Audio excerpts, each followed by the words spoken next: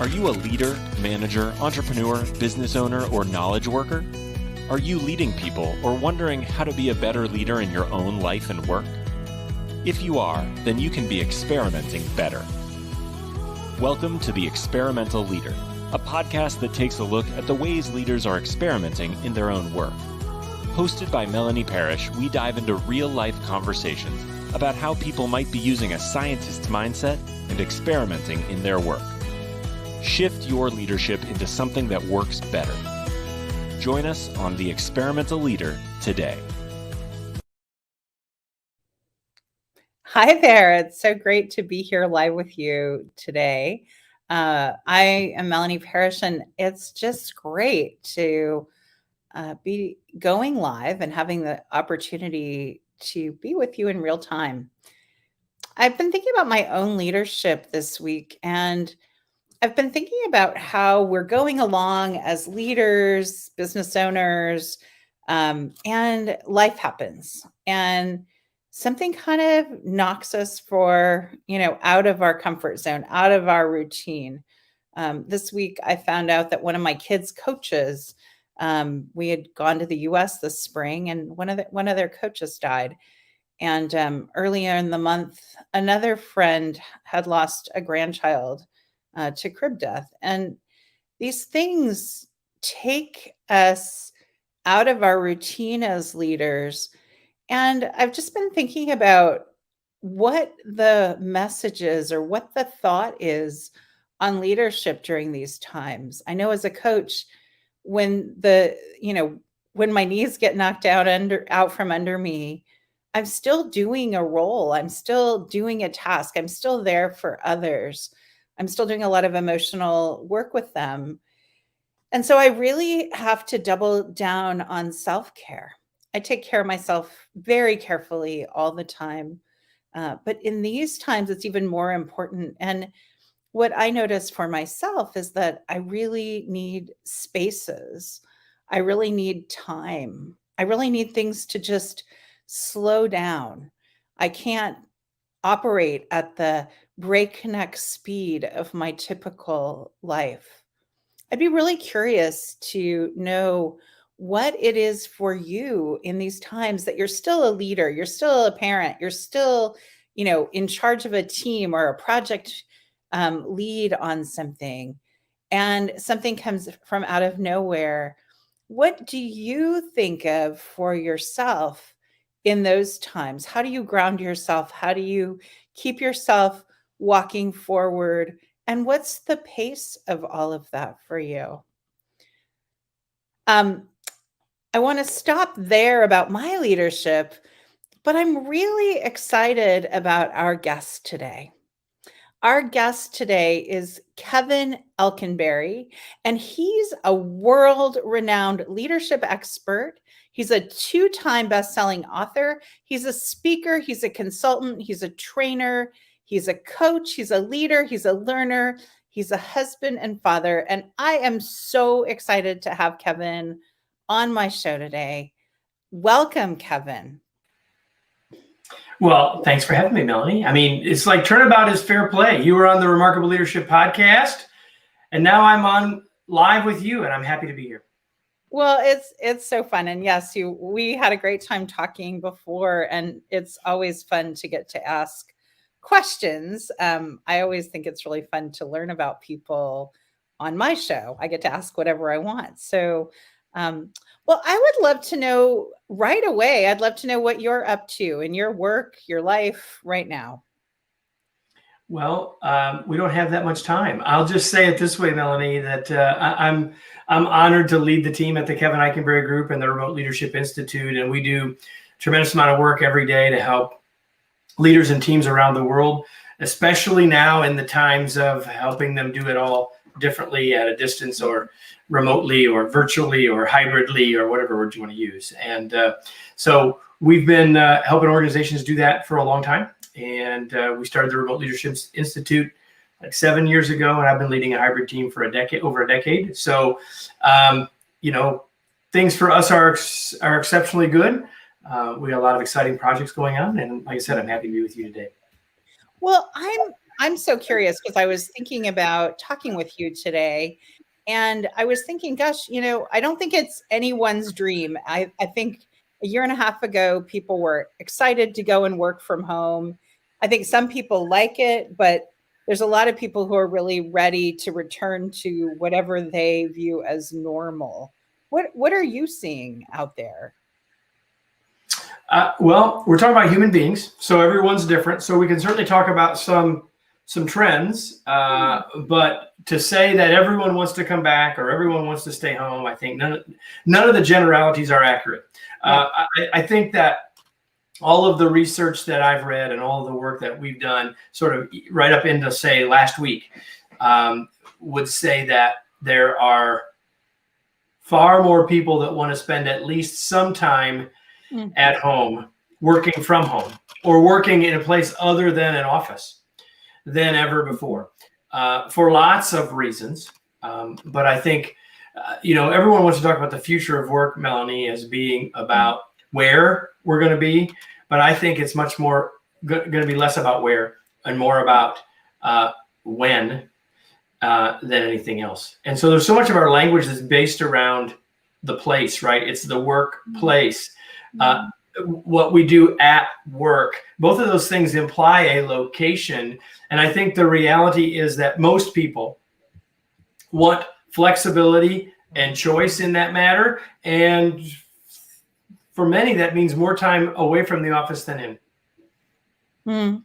What do you think that I do know that people who have had kids home from school all of last year might really like to work at home without their kids being home with them. Well, yeah, that's a whole different experience. That's like people who worked at home before all this, right? People used to work at home for a day or two and they say, man, I got so much done because they didn't have 12 other meetings and all the other stuff happening. But now, of course, all that other stuff is still happening. So, if you look at research from 2 years ago, 3 years ago, 4 years ago, and talk about productivity working from home, and it was through the roof, it skyrocketed because people had fewer interruptions, but all the interruptions that they had in the office are now back and more. And I'm not even talking about the kids. That, of course, adds a whole nother layer of complexity to it, for sure. Well, I've worked at home for, decades, and all of a sudden my family never left my workplace. And they were 24/7, in my office, letting dogs out in the middle of my, coaching calls. And they'd let them out and then wander off. And then the dogs are barking at the door and I'm tied to a Zoom screen. I'm sure everybody has their own version of their Zoom hell. But that was mine. And I was so happy at the beginning of September when my family went to their things. They went to school. My husband went to work. And I have great joy. He went to the office. He was hopefully already working. See, there's another example of that where that language. Right? Like it's not return to work, everybody. It might be return to office, but hopefully they've been working. Hopefully your husband was working, right? I mean, and I'm not picking on you. I'm just reinforcing that point. I know. I think it's really interesting to think about our language. I think that's a really good catch. And I'm fascinated by this whole idea. It'll stick with me, which is really fun. Let's talk about leading a remote team in 2021. So, we're recording this September 2021. And what do you think people should be thinking about today about leading remote teams?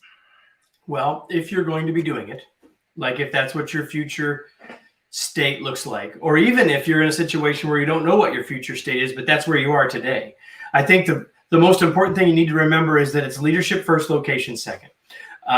Meaning that whatever you already knew about leadership shouldn't be tossed away. So often, Melanie, when we go through any change situation, everyone wants to focus on what's changed and no one wants to remember how much of it hasn't changed. And the thing about leadership is people have been leading and people have been following for a long time.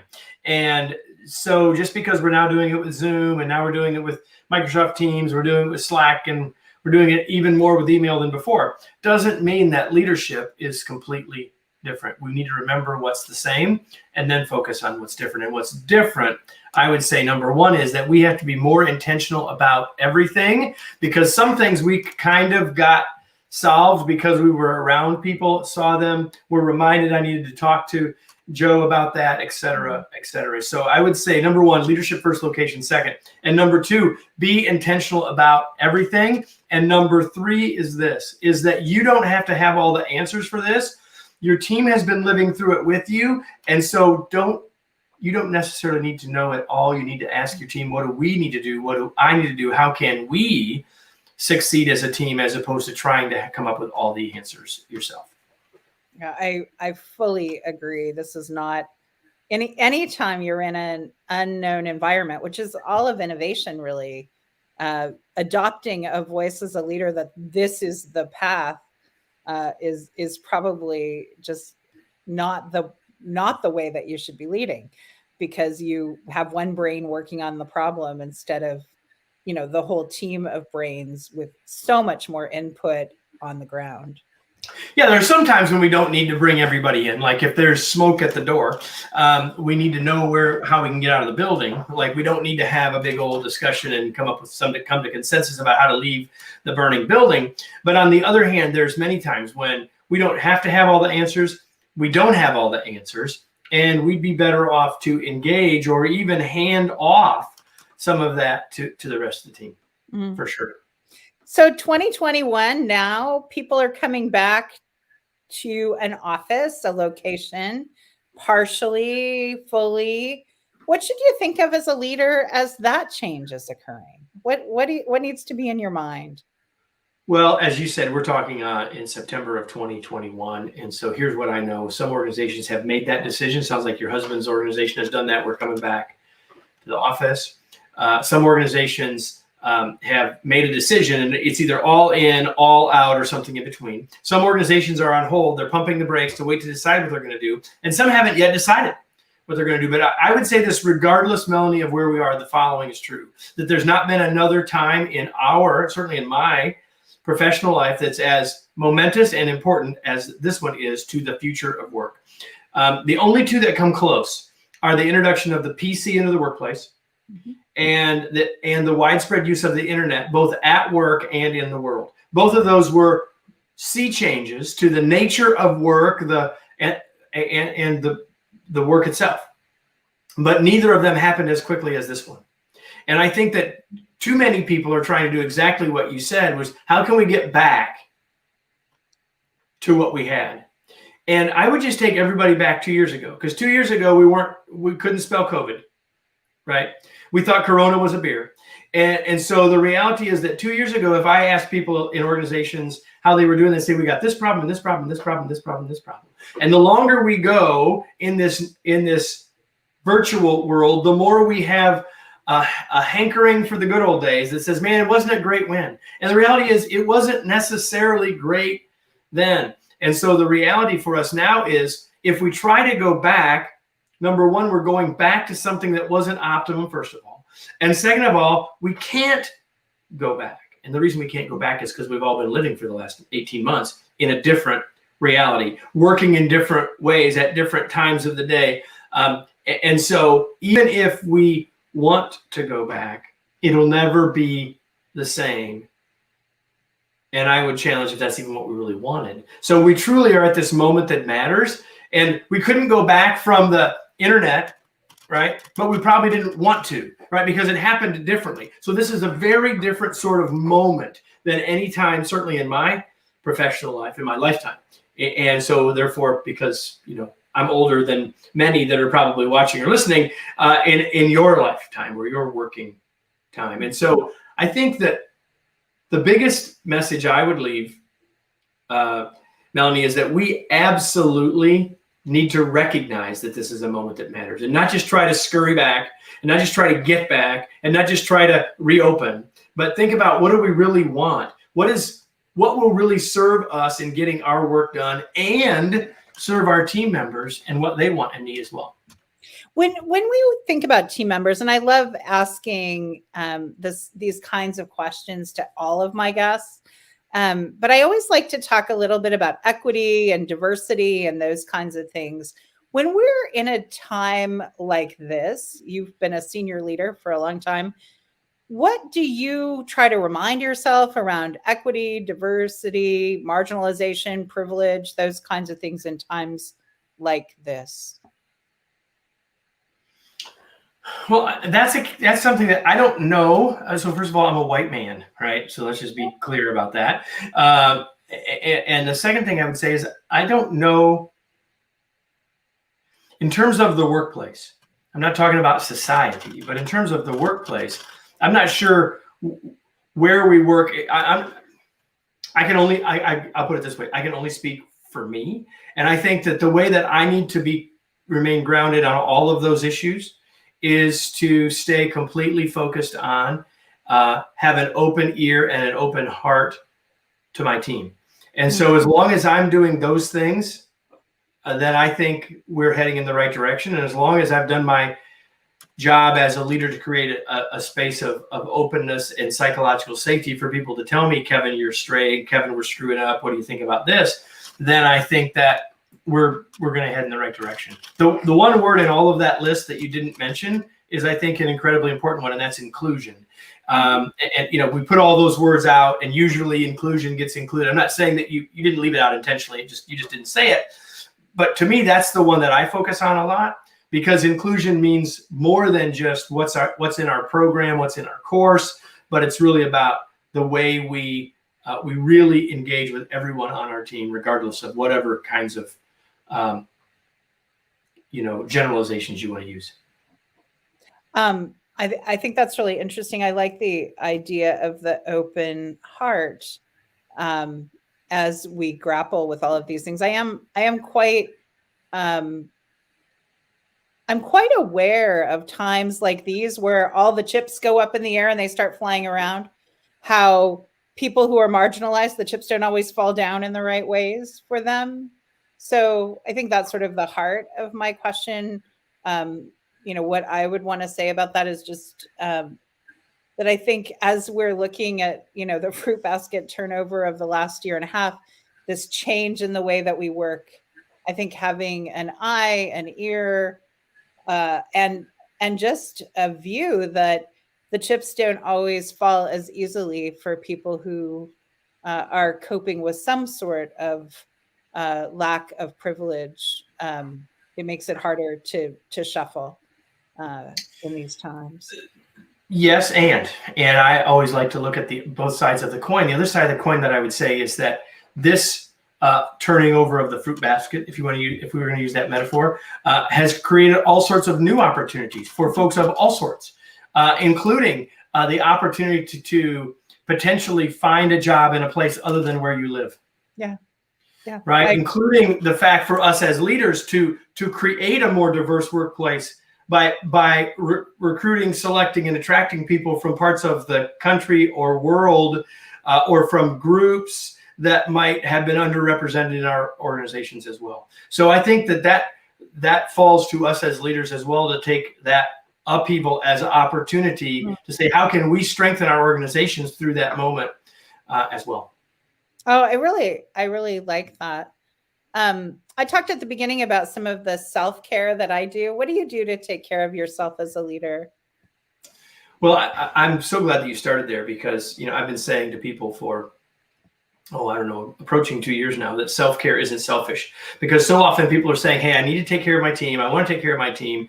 And really good leaders, effective leaders, remarkable leaders, we would call them, are other focused and thinking about their folks. But it's kind of like the old question Oprah used to ask: how can you take care of your others if you're not taking care of yourself? And so I think the heart of that is that we must think about self-care. And so number one is we've got to make it a priority. And number two is we have to find the rhythms for us. And, I think what I do specifically is less important than thinking about finding what works for any individual, because my team, Melanie, would be the first to tell you that, well, Kevin is not exactly normal. So the way I go about it might be quite different than others. The most important thing is that we recognize, number one, that it's important. And number two, that we are, it's not 3/4 of the way down the list.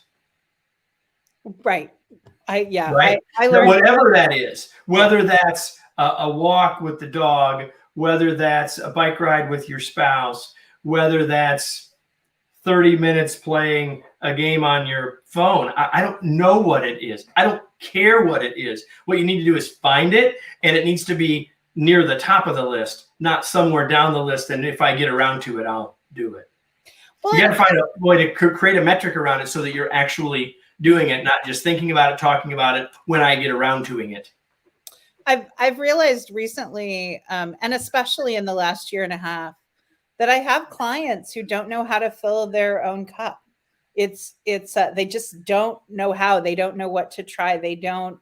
The patterns that have kept them where they are almost like structures in their minds that keep them from, allowing a different way to fill up. So I find this a deeper and deeper dive for myself to think about how people do this. I will tell you that I was at a conversation. We had an event last week called Virtual LeaderCon, and I had the chance to have 40 different leadership experts join me over the course of a week live.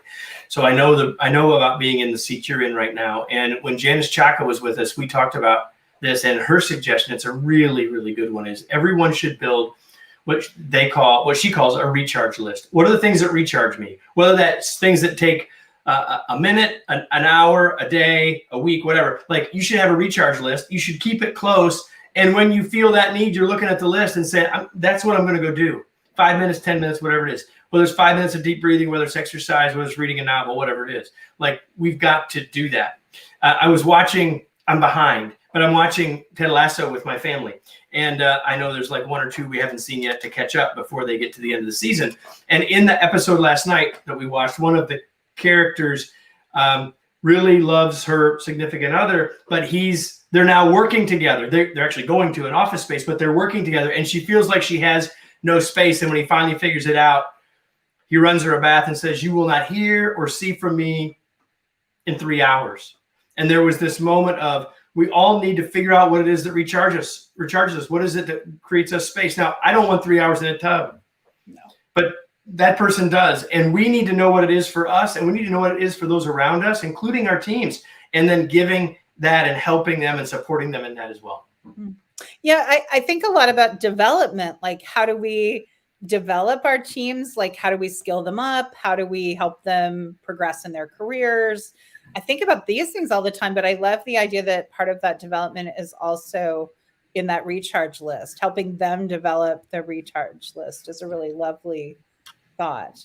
Yeah, my team knows that if they can, I'll get a note in Slack from someone on the team on a regular basis that says, "Going for a walk, be back in 40 minutes. If you really need me, here's how you can get me. Otherwise, I'll be back." I trust them. They know what's expected in terms of the deliverables. Yeah. And I trust them to deliver the work and to deliver the team work with the team. But it doesn't have to be about place. That's part of what we're talking about, Melanie.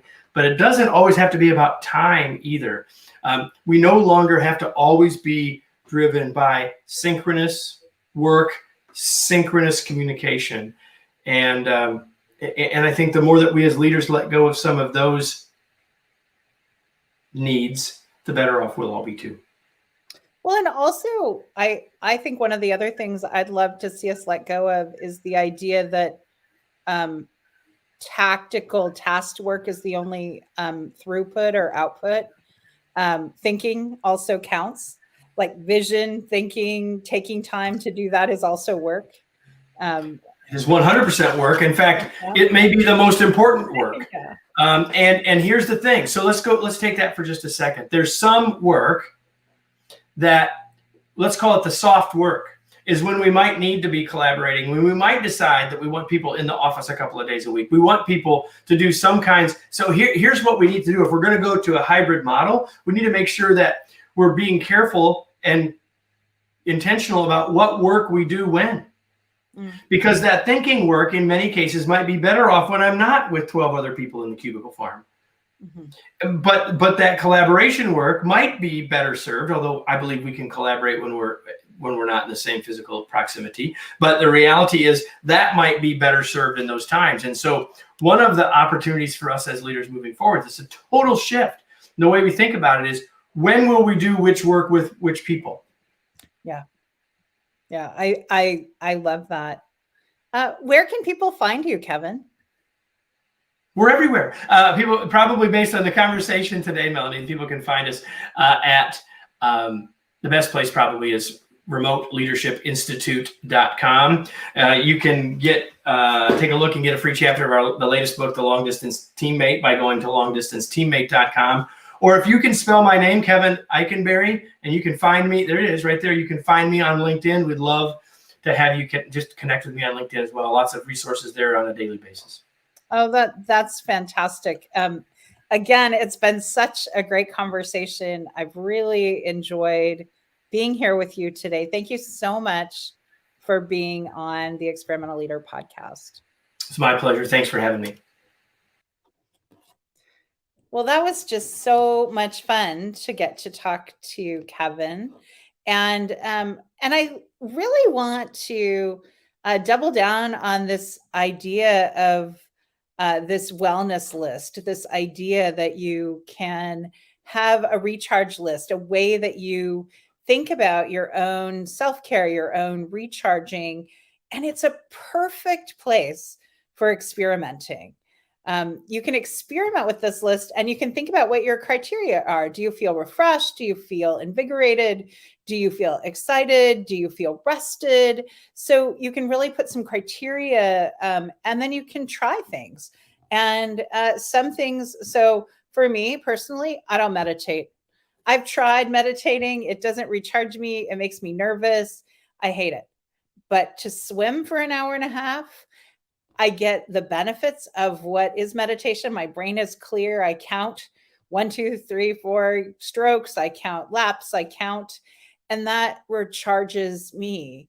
So you can experiment with all sorts of things and don't be afraid to take some off the list. Maybe you hate to have your feet touched, so you don't want a pedicure, or you don't like to go for long walks in the woods because you don't like bugs, or whatever it is. It's a beautiful place to experiment. I hope that you will work on your own recharge list. And this is Melanie Parish. Go experiment. Thank you for joining us on another episode of The Experimental Leader. We hope you have found value in today's episode because we're dedicated to helping you become the experimental leader you want to be. To access the show notes or learn more about working with Melanie, visit melanieparish.com. Go experiment.